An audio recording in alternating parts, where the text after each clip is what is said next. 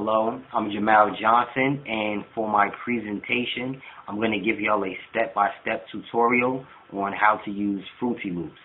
Fruity Loops is a program where you can make computerized instrumentals, or in the hip-hop community, beats.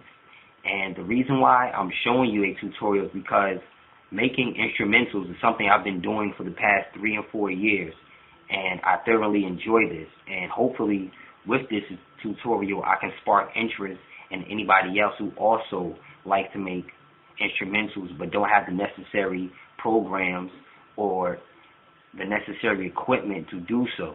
So, as you can see, I am in my room right now, and because of this program, I don't need to be in a real expensive studio. All you need really is a computer, laptop or a desktop, speakers, and an amplifier, so you can hear exactly how much bass that you want inside your instrumentals. So, I'm gonna give you an example. I'm gonna give y'all a beat that I'm gonna reproduce, and hopefully y'all like it. So, let's go. Now, before we get into the creation portion for Fruity Loops, due to time constraints, I'm only going to show you the main sections that you will use predominantly in this program. And first, we're going to start with the playlist. Here is where you actually would lay out the format for your instrumental. After you would make your melodies and your drum patterns, you will place them here to decide which sound you want to play via the different patterns. And as you can see, I renamed each pattern on this left hand side just so I won't get confused. That's just my opinion.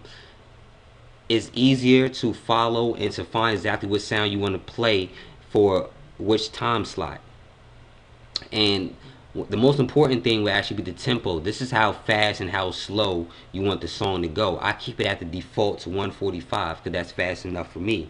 And this area will be the patterns where you can scroll up and down to the pattern of your choosing. Now, the next area would be the step sequencer.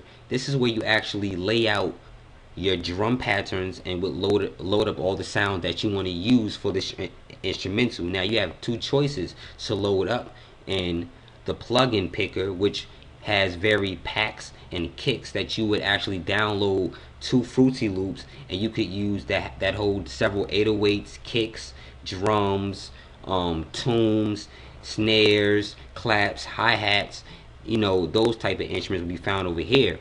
And if you right click and go to insert, here's where you actually choose the computerized synthesizers, and the one that I use mostly would be Citrus because of the various sounds that it has. Is very useful.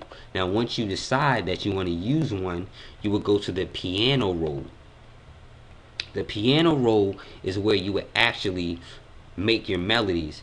As you can see on the left hand side, once again, here's where all the keys are stored. Now I'm not a piano player, but I do know, I understand what I hear, and I know, okay, I can make a quality melody with that.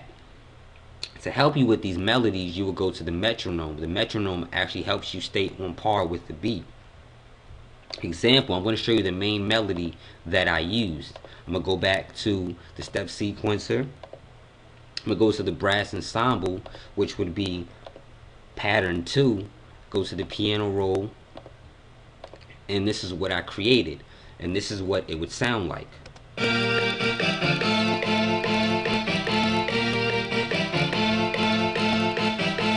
Now, as you can see, I use various keys. This helps bring out the instrumental. So when I'm done with that, I will go to the playlist and I would place it in the pattern area. And for drum patterns, this is the main thing that you want to do. You always want to go to this section and move it to 16 beats per pattern. Once you do that, this helps you because it actually sets you out because there's 16 beats per part in this 4-box pattern. It makes it really simple and easy to actually lay out your beat. And so once you do that, I would take you to the step sequencer again. I'm sorry, the playlist. Go to the step sequencer where I actually have the beats laid out, which I use the 808, a kick, claps, and a ride, and this is what it would sound like.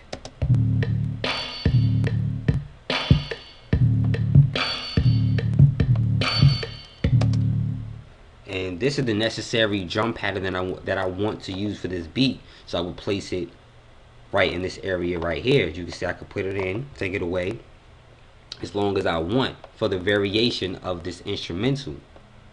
As you can see, I made different snare patterns. I have made several hi-hat patterns that sound like this. I have crashes. I have bells, which was used inside the piano roll. And I also have background horns just to, just to fill up the instrumental. And this is also a brass ensemble as well. So once I've decided, okay, all my sounds, and I lay out the format that I want for the variation of the beat, this is what the actual beat would sound like.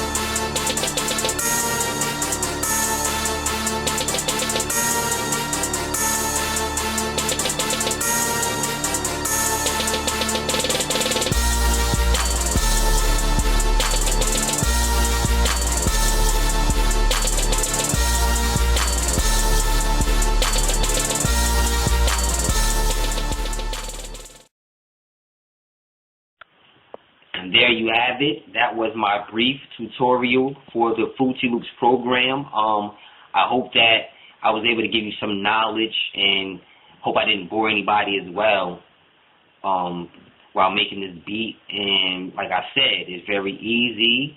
It's simple once you get the gist of it, and a lot of people in the industry use it. So it's definitely something that, that can benefit you in the long run if you have the passion and dedication. So I thank you for watching this, and I'm Jamal Johnson.